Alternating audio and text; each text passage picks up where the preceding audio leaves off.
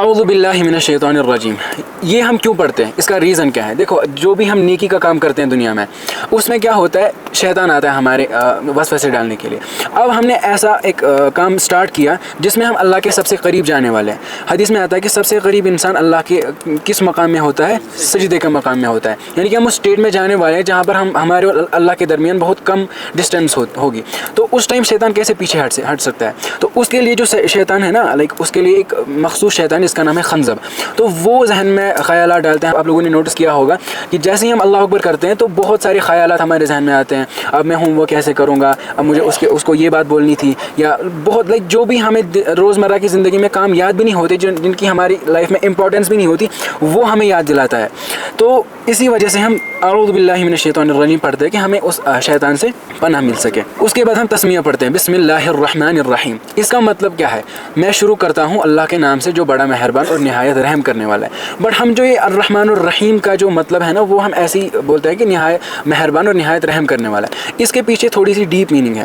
اگر ہم رحمان اور رحیم، یہ تو ایسے لگتے ہیں یہ سائنونیمس ہے، ان کی میننگ آلموسٹ سیم ہے.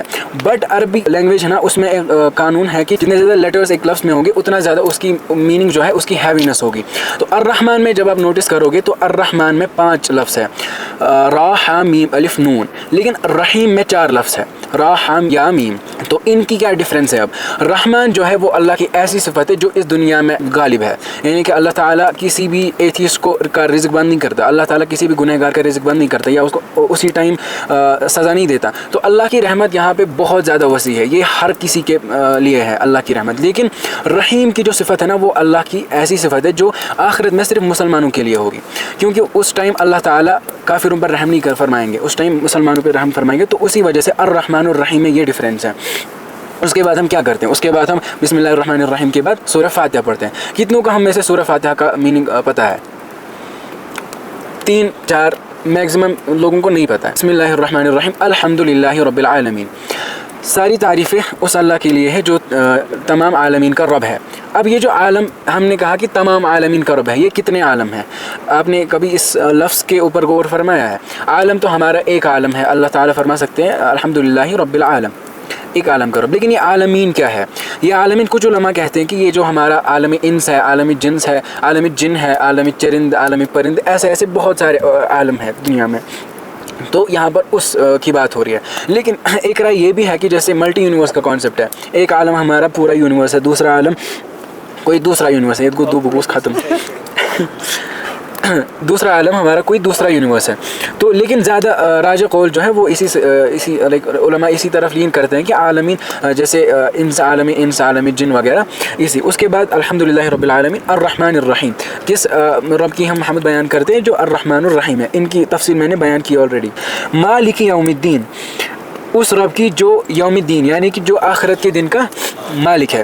اب اللہ تعالیٰ نے صرف آخرت کے دن کی ملوکیت کیوں بیان کی؟ اللہ تعالیٰ فرما سکتے تھے کہ میں ہر جگہ کا مالک ہوں، ہر زمانے کا مالک ہوں. لیکن یہاں پر یہ حکمت ہے کہ اللہ تعالیٰ نے یہاں کی ملوکیت تھوڑی سی ڈسٹریبیوٹ کر رکھی ہے دنیا میں. یعنی کہ اس زمین کا کوئی مالک ہو سکتا ہے، یا ہمارا جو گھر ہوتا ہے اس کا مکان مالک ہوتا ہے. اللہ تعالیٰ نے ملوکیت ڈسٹریبیوٹ کر رکھی ہے. لیکن جب آخرت کا دن ہوگا، جب قیامت کا دن ہوگا، تو اس ٹائم کی ملوکیت صرف اللہ کے لیے خاص ہوگی. اس ٹائم کوئی بادشاہ، اس کی کوئی حیثیت نہیں ہوگی. اس ٹائم صرف اللہ تعالیٰ کی چلے گی. اسی وجہ سے اللہ تعالیٰ فرماتے ہیں مالک یوم الدین. اس کے بعد آیت ہے ایاک نعبد و ایاک نستعین. اے اللہ، ہم آپ ہی سے مدد مانگتے ہیں اور ہم آپ ہی کی عبادت کرتے ہیں. یہاں پر آنا چاہیے نعبدک، ہم آپ ہی کی عبادت کرتے ہیں. کا جو ضمیر ہے وہ اینڈ میں آتی ہے یوزولی.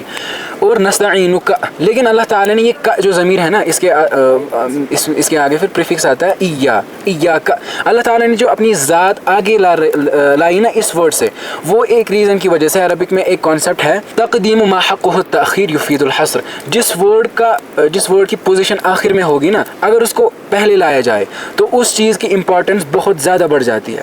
اس آیت سے یہ ہمیں پروف ہوتا ہے کہ جو اللہ تعالیٰ فرماتے ہیں ایاک نعبد، تم میری ہی عبادت کرو صرف. یعنی کہ کوئی پیر بابا نہیں، کوئی مردہ نہیں. یہاں پر پورا جو شرک ہے نا اس کی نفی ہو رہی ہے، چاہے وہ نچلے درجے کا شرک ہو یا چاہے وہ اوپر والے درجے کا شرک ہو. اہدنا الصراط المستقیم. یہاں پر ہم دعا کرتے ہیں اے اللہ ہمیں ہدایت دے، ہمیں راستہ دکھا. کس چیز کا راستہ دکھا؟ صراط المستقیم، صحیح راستے کا. اب وہ صحیح راستہ کون ہے؟